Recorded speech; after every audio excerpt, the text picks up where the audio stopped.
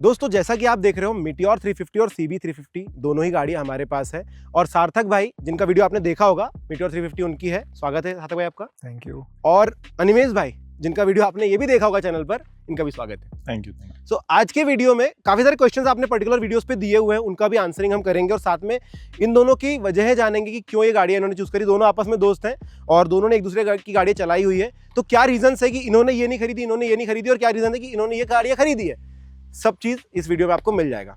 तो सबसे पहले क्वेश्चन आंसर्स ले लेते हैं जो कि मैंने आपके कमेंट से निकाले थे। तो सबसे पहला क्वेश्चन कि किसी यूज़र ने ही जो CB 350 चला रहे थे उन्होंने क्वेश्चन किया है आपसे कि क्या आपको ये गाड़ी का हैंडल जब हाई स्पीड पर होते हो हैवी लगता है, क्योंकि उन्हें उनकी गाड़ी के साथ एक्सपीरियंस हो रहा है। हैंडल तो हैवी नहीं लगता है, बट क्लच कभी कभार हैवी हो जाता है। जब बहुत पेस में चलते हो तो क्लच कभी कभी ऐसे हैवी फील होता है और वाइब्रेशंस उधर फील हो जाते हैं। ओके, बट एक बार वो कैचअप हो जाने के बाद फिर नहीं होता। साथ में उन्होंने ये भी पूछा कि भाई कभी वॉबलिंग महसूस हुई है 80 किलोमीटर के आसपास जब आप स्पीड पर चल रहे होते हो? तो उन्होंने कहा कि 10,000 किलोमीटर उनके चलाने के बाद गाड़ी को वॉबलिंग सी उनको महसूस हो रही है गाड़ी में। नहीं, वॉबलिंग तो मतलब बहुत ही बड़ा बोल दिया। वॉबलिंग मतलब गाड़ी ही ऐसे वॉबल करना है या स्टेबल ना लगना, ये तो इसके साथ नहीं होता है। ओके, सार्थक भाई आपके साथ इस गाड़ी में आपको कितना अच्छा कंफर्ट लगा है अभी तक, और क्या आपको ये फील हुआ कभी कि यार गाड़ी थोड़ी सी गड़बड़ है, क्योंकि आपने CB 350 चलाई है? 90 के ऊपर मुझे फील होता है, 90-100 के ऊपर, पर मैं ज़्यादा चलाता नहीं हूँ उसमें। और सिर्फ अगर आप हाईवे पर भी होंगे तो ज़्यादा फील नहीं होगा, पर अगर थोड़ी सड़क ऊपर नीचे है और फिर आप हाई स्पीड पर हो तो फिर थोड़ा वाइब्रेशन का इशू आ सकता है। हाँ, वॉबलिंग नहीं कह सकते हैं उसको। नहीं कह सकते, वाइब्रेशंस है जो कि फील कहाँ पर होंगे आपको, हैंडल में और मिरर्स में। ओके, सो अब मुझे ये बताइए कि आपने CB 350 चलाई तब आपको कैसा महसूस हुआ? तो जब मैंने ली थी तब ये रिसेंटली लॉन्च हुई थी और मुझे उतना ज़्यादा भरोसा नहीं हो रहा था कि होंडा अभी अभी इस सेगमेंट में एंट्री कर रहा है, तो अभी थोड़ा इतनी उसको ट्यून होने देते हैं, बाद में कभी सोचेंगे। ऑलरेडी मैंने थंडरबर्ड मुझे लेनी थी, तो थंडरबर्ड के बाद ये रिफाइंड वर्जन था। मुझे इतना गारंटी था कि आरी ने काफ़ी ज़्यादा काम किया होगा, और जैसे ही मैंने टेस्ट राइड के लिए मीटियोर चलाई थी मुझे काफ़ी ज़्यादा कंफर्टेबल फील हुआ था, तो तभी मैंने डन कर लिया था कि मुझे मीटियोर लेनी है। ठीक है सार्थक भाई, ये चीज़ समझ में आती है कि आपके समय नई गाड़ी लॉन्च थी, और बिल्कुल दोस्तों बहुत अच्छा पॉइंट है कि जब नई गाड़ी लॉन्च होती है तो उस पर भरोसा आप तुरंत नहीं कर सकते। ऐसे समय पर आपने 1-1.5 साल चला ली, अब अनिमेश भाई ने ये गाड़ी खरीदी है, ये गाड़ी चलाने के बाद आपको क्या एक्सपीरियंस लगा? गाड़ी काफ़ी अच्छी है। मैंने जब टेस्ट राइड ली थी, तब जब ये आई थी, तब जब मैं मीटियोर ले रहा था, तब के कंपैरिजन में मुझे काफ़ी सारे चेंजेस इसमें देखने को मिले हैं। गाड़ी आज के डेट में अगर मुझे खरीदनी है तो मैं ज़रूर इस पर गौर करूंगा, इसको ट्राई करूंगा, पर अभी मेरा 350cc से तो मन उठ चुका है, अब मैं 650 ही लूंगा तो। ओके, उसका भी वीडियो हम जल्दी करेंगे, आप चैनल पर देख लेना। अनिमेश भाई आपका क्या कहना है मीटियोर के बारे में? क्या आपने CB 350 से पहले मीटियोर ट्राई करी थी जैसे कि आपने पिछली बार बताया है? तो अगर ये गाड़ी थी तब आपने इस पर कैसे रिस्क लिया? एक बहुत बड़ा पॉइंट बनता है कि यार गाड़ी नई लॉन्च है। नहीं, कैसा था कि पहले तो रॉयल एनफील्ड ही फर्स्ट चॉइस था। ये तो मैंने ऐसे ही देखा था कि होंडा की भी 350 सेगमेंट में है तो जाके देख लेते हैं। बट उसके बाद जब मैंने ये चलाई रॉयल एनफील्ड मीटियोर, तो जैसे मैंने पहले बोला कि मुझे एक हीट फील हुआ जब मैंने चलाया, तो मेरे पैर के पास मुझे एक चटका ही बैठा, ऐसे बोल सकते हैं। तो तब से मुझे ऐसा लगा कि अभी ही टेस्ट राइड में ही ये इतना मेजर नेगेटिव पॉइंट्स लग रहा है, तो आगे जाके तो बहुत कुछ होने वाला है इसके साथ। फिर वापस होंडा चलाई, तो होंडा तो वैसे लुक्स के मामले में वही इससे बेटर है, मीटियोर से मुझे बेटर लगी। तो इसकी लेंथ ज़्यादा है, मीटियोर की लेंथ थोड़ी कम है, और मीटियोर कैसी थोड़ी क्रूज़र बाइक ज़्यादा है क्योंकि वो थोड़ी सी ऐसी स्क्वीज्ड लगती है। पीछे का सीट थोड़ा कम है, इसका पीछे का सीट भी ज़्यादा है, तो इसमें ज़्यादा अच्छा फील आया मुझको। और जैसे मेरी हाइट थोड़ी अच्छी खासी है, तो फिर इसके लिए मेरी हाइट में सूट हो रहा था ये बाइक। मुझे चलाते ही एक जो बोलते हैं ना कि फील आता है कि this is the bike for me, तो वो वाला फील मुझे इसमें आया, उसमें नहीं आया। बट इसका मतलब ये नहीं कि वो ख़राब है, ये मेरे लिए अच्छी है, तो इसलिए होंडा। दोस्तों एक बहुत अच्छी बात है कि जब क्रूज़र की बात आती है मीटियोर पे लोग जाते हैं क्योंकि आपको गियर शिफ्टिंग ज़्यादा नहीं करनी है। और जहाँ तक इन दोनों गाड़ियों की, आप लोग भी शायद गाड़ियों से सहमत होंगे कि इसके बहुत लॉन्ग गियर्स हैं। जैसे आपने बताया कि भाई थर्ड गियर पे 80-70 पहुँच जाएगी और गियर शिफ्टिंग बहुत ज़्यादा नहीं करनी पड़ेगी, उसी थर्ड गियर पे 20 भी चल जाती है।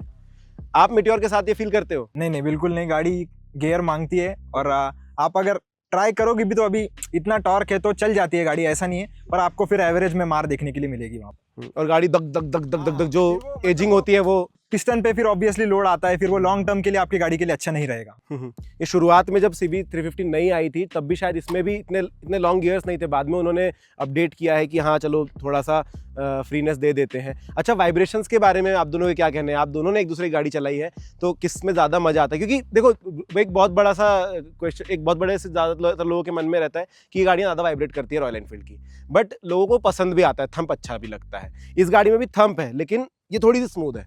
सो फर्क में दोनों में से किसको कौन सी ज़्यादा अच्छी लगी? नहीं, कंपैरिजन आप करोगे तो वो ज़्यादा स्मूथर है। स्मूथर है, आप भी यही कहते हो? इंजन स्मूथ है इसका, बट इसका थंब, रॉयल एनफील्ड का थंब ज़्यादा अच्छा है इससे, बेटर। लेकिन चलाने में मज़ा इस पे ज़्यादा आएगी। मज़ा जैसे इनिशियली 1-2 गियर में ये अच्छे लगता है, बट बाद में जब ये गियर ज़्यादा मांगने लग जाती है ट्रैफिक में तो फिर होंडा की याद आती है। तो ये आप कह सकते हो कि जब लंबा चलना है या देर तक चलाना है तो फिर आपको होंडा की तरफ जाना पड़ेगा, क्योंकि यहाँ पर स्मूथनेस ज़्यादा है। हाँ, लेकिन अगर आप थोड़ा बहुत चल रहे हो और हल्का फुल्का ही चल रहे हो या फिर ज़्यादा टॉर्क वगैरह चाहिए तो फिर इसकी तरफ जाना पड़ेगा। वैसे नंबर्स में टॉर्क में ज़्यादा फर्क नहीं है, हाँ नंबर्स में तो ज़्यादा इसका ही लगता है, बट फर्स्ट 2 गियर्स में आपने कहा कि ये इस पे मज़ा ज़्यादा आता है, थंब पे ज़्यादा मज़ा, आवाज़ अच्छा है इसलिए। तो दोस्तों दोनों ही गाड़ियों में एक मेजर फर्क ये भी है कि ये गाड़ी 3 साल पुरानी है, मीटियोर 350। इसका पूरा वीडियो भी चैनल पर है, वो भी आप ज़रूर देख लेना। सार्थक भाई ने बहुत सारी चीज़ें बताई है इसके बारे में। तो तब आपने कितने में खरीदी थी और आज के समय में क्या प्राइस चल रहा है इसका? तब ये बिना कोई एक्सेसरी के ये पड़ी थी मुझे 2,44,000 में, और 10,000 की एक्स्ट्रा की मैंने एक्सेसरीज लगवाई थी। और अभी ये विद एक्सेसरीज की जितनी मुझे पड़ी थी 256 की पड़ी थी शायद, तो अभी 258 का इसका प्राइस चल रहा है, 258 260, मतलब उतना ही रह गया है, मतलब 10-12 हज़ार से अप्रिशिएट हुआ है पिछले 3 सालों में। और आपके केस में आपने गाड़ी क्योंकि अभी थोड़े समय पहले खरीदी है, ये कितना? ये मुझे 270 में पड़ी, पर मैं एक्सेसरीज के साथ बात कर रहा हूँ। 270 क्या कुछ एक्स्ट्रा डलवाया था आपने इस पे? नहीं, ये विंडशील्ड लगाया था, फिर एक बैक रेस्ट था अभी, पर मैंने निकाल दिया क्योंकि मेरे को टॉप बॉक्स लगाने का था, तो 2 चीज़ें थी, और ये इधर एक गार्ड है वो लगाया था। सो आपका टॉप बॉक्स देख के मुझे लग रहा है कि आपने कुछ लंबा सोच रखा है। कहाँ जाने का प्लान कर रहे हैं आप? लंबा तो नहीं वैसे, पर जैसे डेली कम्यूट में भी ये टॉप बॉक्स बहुत हेल्पफुल हो जाते हैं। जैसे मैंने बैग रख दिया या मुझे राइडिंग जैकेट पहनना है तो मैं उसमें जैकेट डाल दूंगा, हेलमेट डाल दूंगा। अभी रेनी सीजन आने वाला है तो उसमें रेनकोट रख दूंगा। तो top box is just not for riding, but ऐसे डेली कम्यूट में बहुत हैंडी हो जाता है। ओके, अच्छा एक और चीज़ आती है सामने भाई, वाइब्रेशंस वगैरह अपनी जगह पर रहे, लेकिन जब आप किसी रास्ते पर ऐसे चढ़ाई में जाते हो तब आपको क्या लगता है इन दोनों गाड़ियों में से कौन सा अच्छा परफॉर्म करती है? अगर आप लोगों ने कभी साथ में ट्रैवल किया हो तो आप वो शेयर कर सकते हो। मुझे वैसे तो कुछ कंप्लेंट नहीं है, घाट्स वगैरह में मुझे बहुत स्मूथ लगा है, सिंगल सीट भी और विद पिलियन भी आपको कोई फील नहीं होगा कि गाड़ी में और पावर होनी चाहिए थी, जितनी है उतनी सफिशिएंट है। और इसका थर्ड गियर बहुत पावरफुल है, आप घाट्स इजीली चढ़ जाओगे थर्ड गियर पर भी। ओके, आपका भी सेम ही होगा क्योंकि टॉर्क में ज़्यादा फर्क है नहीं। और वैसे भी ये तो बेसिक चीज़ है कि स्लोप पे गाड़ी होनी चाहिए, इतने बड़े ब्रांड से है ये, तो बेसिक चीज़ें कवर हो ही जाती है। सो अब हम पैसों की बात पर आते हैं। आप दोनों की गाड़ियों में माइलेज कितना निकल रहा है? क्योंकि सेम शहर के अंदर हम गाड़ी चला रहे हैं, आप भी ट्रैफिक में आते हो, आप भी ट्रैफिक में, पुणे की ट्रैफिक में चला रहे हो, तो माइलेज कितना कुछ निकल रहा है आप लोगों का? मुझे अभी अराउंड 32-33 तक मिल रहा है। मुझे 30 मिल रहा है। 30 मिल रहा है, मतलब सेम ही सिचुएशन है यहाँ पर, इतना ज़्यादा लगता है कि और 1-1.5 साल के बाद उनको भी मिलना शुरू हो जाएगा। कि मुझे भी इनिशियली पहले साल में 30 मिल रहा था और अभी रिसेंटली बढ़ने लग गया है थोड़ा। बट जनरली होता ये यूँ है कि भाई गाड़ी और ज़्यादा रिफाइनमेंट आते जाता चलते और आप अगर ऑयलिंग वगैरह टाइम पे करवा रहे हो तो वियर टियर बहुत कम होता है, जिसकी वजह से शायद ये हम समझ सकते हैं। एक और चीज़ भी है कि भाई सर्विसिंग वगैरह आप करवाते हो तो आपकी तो बहुत सारी मेजर सर्विसिंग हो गई होगी, आपकी फ्री सर्विसिंग भी ऑलमोस्ट खत्म हो चुकी है। हाँ, एक ही हुआ है मेरा। एक ही हुआ है अभी, कितने कुछ खर्चे आ रहे हैं सर्विसिंग में? देखो, रॉयल इनफील्ड लेने का मेरा एक और मेजर रीज़न ये था कि मुझे ये पता था कि आफ्टर मार्केट भी अगर मैं सर्विस या पार्ट्स कुछ भी लेने जाऊंगा तो वो अवेलेबल होंगे। वैसे मुझे CB 350 के बारे में गारंटी नहीं थी, तो मेरा वन ऑफ द रीज़न ये भी था कि आफ्टर मार्केट मेरे गाड़ी को भी बहुत मैकेनिक्स हाथ नहीं लगाते हैं अगर उनकी स्पेशलिटी ना हो तो आप अगर इसका सोच सकते हो कि बाहर अगर लेकर जानी हो तो आपको ट्रस्ट इशू होता है। हाँ, क्योंकि इसके आउटलेट्स भी कम है, तो ये तो और नहीं है, तो उसके थोड़े मैकेनिक्स आपको कम मिलेंगे। तो जहाँ पर भी मैं सर्विसिंग कराता हूँ आपको अच्छा मैकेनिक ऑब्वियसली ढूंढना पड़ता है, और मुझे इतना ज़्यादा सर्विस कॉस्ट नहीं आया। अभी 3 साल में लगभग बाहर की सर्विसेज या सब आप चेन ल्यूब सब मिलाकर लगा लो तो 15,000 के आसपास मुझे लगा है। एक ही फ्री सर्विसिंग हुआ है जिसपे सिर्फ ऑयल चार्जेस वगैरह आपने दिए थे, सिंथेटिक डलवाया था जो आपने लास्ट टाइम बताया। अच्छा अनमेश भाई, लेकिन एक और चीज़ है किसी ने कमेंट सेक्शन में पूछा कि आपकी गाड़ी MS-20 है और उनको पता था कि आपके यहाँ पर गोल्डविंग का शोरूम नहीं है, तो ये आपको MS-20 कैसे मिला, इसका भी आंसर दे दीजिए। नहीं, ये तो आरटीओ के पासिंग है। मतलब अभी मेरे पास कैसा था कि मेरा जो परमानेंट एड्रेस है वो संभाजी नगर का है, तो इसलिए मैंने MS-20 का लिया। और पास मतलब ऐसा कुछ नहीं होता कि मेरे को अगर ये शोरूम से दूसरी पासिंग चाहिए तो वो करवा देता है। ऐसे कुछ नहीं कि वहाँ से ही चाहिए गाड़ी, वो पासिंग का अलग है। क्योंकि मैंने भी पुणे से ही लिए और मेरी भी MS-15 पासिंग है हाँ, नासिक वो की। कर देते हैं हाँ पासिंग। सो सार्थक भाई, आपसे भी और रमेश भाई, आपसे भी मेरे को ये क्वेश्चन पूछना है कि आपने दोनों की गाड़ियां एक दूसरे की चलाई है, सस्पेंशन आप लोगों को किसके ज्यादा स्मूथर लगे? सस्पेंशन बोला जाए तो अभी ये जो जैसे गाड़ी है क्रूजर वगैरह, ये ऑफ रोडिंग के लिए तो है नहीं, तो सस्पेंशन इनका ऐसे ही ट्यून होता है कि जैसे नॉर्मल हाईवेज या थोड़े पॉट होल्स को टैकल कर सके। तो जितना मैंने चलाई है, बहुत ज़्यादा ऐसे ऑफ रोडिंग अगर हम करेंगे तो सस्पेंशन इतना सपोर्ट नहीं करता है, बट छोटे मोटे जो भी हो ये है पॉट होल्स वगैरह वो सब कवर हो जाते हैं, ज़्यादा कुछ दिक्कत आती है नहीं। आपका क्या कहना है? और मेरी गाड़ी की अगर मैं बात करूँ तो सीट ही बहुत ज़्यादा कंफर्टेबल है, जो ड्राइवर सीट है वही ज़्यादा बहुत कंफर्टेबल है। पिलियन को थोड़ा दिक्कत होता है अगर इन केस ऑफ रोडिंग या थोड़ा स्पीड ब्रेकर वगैरह बड़ा होता है या, तो उस केस में पिलियन को थोड़ा झटका बैठता है, पर ड्राइवर सीट पे कभी फील नहीं होता आपको। सो दोस्तों, अभी तक हम लोग ये समझ पाए हैं कि जैसे सार्थक भाई की बात करें और अनिश भाई ने भी बताया कि जब क्रूजर की बात करते हैं, लंबे सफर करने हैं, तो ये गाड़ी थोड़ा सा आपको बेटर परफॉर्म कर सकती है, क्योंकि आपको गियर ज़्यादा चेंज नहीं करने हैं, लो एंड टार्क आपको ज़्यादा महसूस होगा इसके अंदर। जब इसकी बात करते हैं, CB350 की बात करते हैं, तो इन सिटी ट्रांसमिट के लिए काफ़ी ज़्यादा अच्छी, क्योंकि गियर शिफ्टिंग यहाँ पर नहीं करनी पड़ेगी आपको।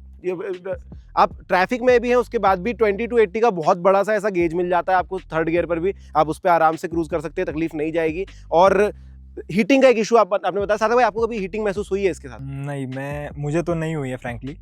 लोग बोलते हैं कि होती है, पर मैं अगर 1 घंटे से ज़्यादा चलाता हूँ तो फिर मैं लॉन्ग टूर में ही चलाता हूँ, और लॉन्ग टूर में फिर वो नहीं होता है फील। ट्रैफिक में 1-2 बार मुझे हुआ था, जब मैं ट्रैफिक में स्टक हो गया था। 40-45 मिनट्स अगर आप स्टक हो जाते हो तो उसके बाद आपको फील होगा फिर हीटिंग। क्योंकि रेडिएटर दोनों गाड़ियां नहीं प्रोवाइड कर रही हैं, सो कहीं ना कहीं हीटिंग होगी। 350 सीसी के इंजन्स हैं, तो वहाँ पर ये इशू आएगा। बट हाँ, एक और चीज़ मैं अन्वेश भाई को, और अगर आप भी टेस्ट ड्राइव लेते हो किसी गाड़ी को, बताना चाहूँगा कि भाई जो गाड़ी टेस्ट ड्राइव के लिए रखी है वो प्रॉपरली उन्होंने सर्विस करी है कि नहीं है, टायर चेंज करे कि नहीं, तो उसके एक्सपीरियंस बहुत ज़्यादा अलग हो सकते हैं।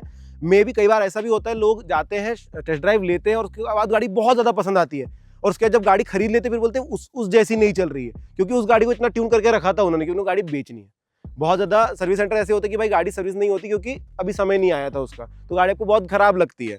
सो बहुत ज़्यादा उस पर रिलाय करने की अपेक्षा आप गाड़ी के और भी फीचर्स देखिए, टेस्ट ड्राइव बिल्कुल लीजिए। सस्पेंशन का थोड़ा सा आइडिया लग जाता है, बट सिर्फ टेस्ट ड्राइव गाड़ी चला करके आप एक कंक्लूजन पे नहीं पहुंच सकते। मुझे तो लगता है ना कि आपको 2-3 शोरूम पर टेस्ट ड्राइव लेनी चाहिए। हाँ। क्योंकि मैंने जब गाड़ी लेने का डिसाइड कर लिया था, मैंने तो टेस्ट ड्राइव भी नहीं ली थी। मुझे सिर्फ बैठने के बाद ही इतना कंफर्टेबल लगा कि मैंने तब डिसाइड कर लिया था। और शायद जो उसके साथ हुआ कि गाड़ी उसका जो उसने चलाई वो इतनी अच्छी नहीं थी, शायद गाड़ी उतनी ट्यून होती तो आज वो भी मीटियोर ले पा। अच्छा, काफ़ी सारे लोगों ने कमेंट में ये भी बोला कि देखो, जब आरी लेने के लिए हम जाते हैं तो हमारा एक इमोशनल डिसीजन भी होता है ये, क्योंकि रॉयल एनफील्ड है भाई, बड़ा नाम है। अब जब CB350 आई थी तो बिग विंग से बिक रही थी, काफ़ी सारे लोग जैसे कि इन्होंने भी कहा नई गाड़ी है तो मैं रिस्क नहीं लेना चाहता, तो हमें नहीं पता होता कि भाई कितना अच्छा इसका इंजन होगा। हाइनेस के साथ उन्होंने काफ़ी ज़्यादा ट्यूनिंग करके उसको बोला था कि भाई वाइब्रेशंस कम है, और लिटरली वैसा है। हाइनेस बहुत ज़्यादा अच्छी, बहुत ज़्यादा स्मूथ गाड़ी है। लेकिन जब मैंने अन्वेश भाई के साथ वीडियो बनाया तो लोगों ने कॉमेंट सेक्शन में लिखा है कि भाई एक प्रैक्टिकल डिसीजन रहा है ये, क्योंकि आपने इमोशनली आरी की तरफ ना जाकर के, ब्रांड का ना देख करके गाड़ी बढ़िया से चूज करी है। सो इस कमेंट को आप कैसे टैकल करोगे? नहीं, मुझे लेना था एक्चुअली इमोशनल डिसीजन, क्योंकि मुझे चाहिए थी, वो एक मेरा पहले से ही ड्रीम था कि मुझे रॉयल इनफील्ड चाहिए। तो मैं अगर सोचता भी तो मैं बैट वगैरह तब मुझे नहीं इतनी अच्छी लगी, फ्रैंकली स्पीकिंग मुझे नहीं अच्छी लगी। और सबसे मैंने पहले ही रीज़न आपको बोल दिया कि मुझे नहीं कॉन्फिडेंस आया होंडा पर कि वो कैसा परफॉर्म करे। आज अगर लेने जाओगे तो क्या चूज करोगे आप? आज मैं डिसीजन लूंगा तो ऑब्वियसली मैं उसके बारे में ज़रूर सोचूंगा। अच्छा, एक और चीज़ मुझे बताओ कि जैसे इन्होंने बोला, बहुत सही बात थी कि भाई इसके पार्ट्स आसानी से मिल जाते हैं, सर्विसिंग कहीं पर भी मिल जाती है। इसके साथ डाउट तो मुझे भी होता है भाई, क्योंकि ये एक अलग ब्रांड है जो कि इंडिया में इतना ज़्यादा एस्टैब्लिश्ड नहीं है। होंडा है, बट छोटी गाड़ियों के आराम से पार्ट्स मिल जाएंगे, जिसमें भी अगर कार ब्रांड पे जाओगे तो फिर वहाँ पर पार्ट्स ही नहीं मिलते आपको बाहर। होंडा के साथ मैं खुद गाड़ी चलाता हूँ, मुझे पता है कि भाई बाहर बहुत मुश्किल होती है, और थोड़े बहुत चेंजेस ऐसे होते हैं कि जब मैं ले रहा था और लेने के बाद मैं खुद महसूस करता हूँ कि बहुत ज़्यादा महंगा उसका सर्विस होता है, बहुत पैसे खाती है वो गाड़ी। सो इसके साथ आपको कितना लगता है अभी यार हर जगह पार्ट्स मिल जाएंगे? थोड़ा बहुत डर तो होगा मन में। होंडा का जो पार्ट्स अवेलेबिलिटी है वो तो कम होने वाला है, और वैसे भी अगर आप ऐसे सिटीज़ में जहाँ पे शोरूम ही नहीं है तो मत लो होंडा अभी मैं पुणे में रहता हूँ, यहाँ पे 2 से 3 शोरूम्स है, तो मुझे यहाँ पे तो कोई सर्विसिंग के रिलेटेड दिक्कत आने वाली है नहीं, तो इसलिए मैंने होंडा लिया। But if you are coming from a city where Honda का शोरूम ही नहीं है और वो ये कर रहे हैं कि अभी आएगा शोरूम और आपको अभी लेनी है, तो यू शुड गो विद आरी, क्योंकि आरी में कहीं पे भी जाओ तो वहाँ पे सर्विसिंग होगी, पार्ट्स भी अवेलेबल होगा, और जो भी गैरेज वाले लोग हैं वो उनको ये बहुत पहले से ही पता है गाड़ी। होंडा को हाथ लगाने के लिए, होंडा सुजुकी ये जो जापानीज ब्रांड है, इनको हाथ लगाने के लिए गैरेज वाले भी डरते हैं, और इनके जो ओरिजिनल पार्ट्स है उनको टाइम भी लगता है। जैसे मुझे भी मेरे पास भी सुजुकी थी पहले, तो मुझे छोटे छोटे पार्ट्स के लिए बहुत टाइम वेट करना पड़ता था, और इसके लिए भी शायद होने वाला है वैसे। बट फिर भी जैसे मैंने बोला कि पुणे में इतनी दिक्कत आने वाली है नहीं, इसलिए मैंने वो रिस्क लिया है, वो फैक्टर को मैंने कंसिडर करके रिस्क लिया है, और वो कैलकुलेटेड रिस्क है। हाँ, मतलब सिंपली अगर आप कोई भी बड़ी गाड़ी ले रहे हो तो आपको ये पता होना चाहिए कि गाड़ी लेने के बाद आपको क्या दिक्कतें आने वाली है और क्या आप उन दिक्कतों को एक्सेप्ट करने के लिए रेडी हो या ना हो। क्योंकि मुझे पता था कि इसको माइलेज नहीं मिलेगा, तो वो सब कैलकुलेटेड आपका होना चाहिए कि माइलेज नहीं देगी, सर्विस कॉस्टिंग आपकी ज़्यादा आ सकती है। मुझे ऐसा लगता था कि आरी में ज़्यादा सर्विस कॉस्ट आएगी, पर सरप्राइजिंगली मुझे नहीं देखने के लिए मिला है उतना। पर ये सब कैलकुलेटेड रिस्क होती है, ये आप पहले ही प्रिपेयर करके रखिए। एक और चीज सार्थक भाई, अनिमेश भाई, की ब्रेकिंग दोनों में से आपको किसकी ज्यादा अच्छी लगी, सिंस आपने दोनों गाड़ियां चलाई है? सो अपनी गाड़ी की कंपैरिजन में बताइए कि दूसरी गाड़ी में क्या बेटर हो सकता था ब्रेकिंग में? तो ब्रेकिंग मुझे लगता है कि होंडा का ज़्यादा बेटर है। इसका रीज़न ये है कि होंडा ने ब्रेकिंग के आसपास बहुत सारे बैकग्राउंड क्रिएट करके रखा है, जैसे ट्रैक्शन कंट्रोल है, उसके बाद इसमें स्लीपर क्लच आता है, उसमें स्लीपर क्लच नहीं आता है। अभी स्लीपर क्लच का फ़ायदा ये हो जाता है जब आप कॉर्नर पे हाई स्पीड पे जब आपको ब्रेक दबाना है और गियर शिफ्ट करना है डाउन, तो स्लीपर क्लच की वजह से क्या होता है कि गाड़ी की स्टेबिलिटी ज़्यादा मेंटेन रहती है और पीछे का टायर लॉक नहीं होता है, जिसकी वजह से आप कॉन्फिडेंट फील करते हो ब्रेकिंग के साथ, और टर्न भी अच्छे से ले पाते हो with higher to lower gear, और स्पीड भी मेंटेन रहती है। तो इसलिए मेरे हिसाब से इसमें ब्रेकिंग ज़्यादा बेटर है। बहुत अच्छा पॉइंट है कि आपकी गाड़ी में फीचर्स हैं, वो आप अगर उसका इस्तेमाल भी करते हो तो ज़्यादा अच्छा हो जाता है। तो दोस्तों अभी भी आपके पास मौका है, अगर आप इन दोनों में कोई एक गाड़ी चुनना चाहते हैं तो कमेंट सेक्शन ओपन है, फटाफट जाकर कमेंट कीजिए, पूछिए, मैं और आंसर्स आपके लिए लेकर आऊँगा। वीडियो प्रोबेबली नहीं बनेगा बट आपको आंसर ज़रूर मिल जाएंगे। कुछ क्वेश्चन आपके दिमाग में है तो फटाफट पूछ लो। वीडियो अच्छा लगा है तो लाइक सब्सक्राइब कर दो, ऐसी वीडियोस और चाहिए तो भी बता दो। Thank you.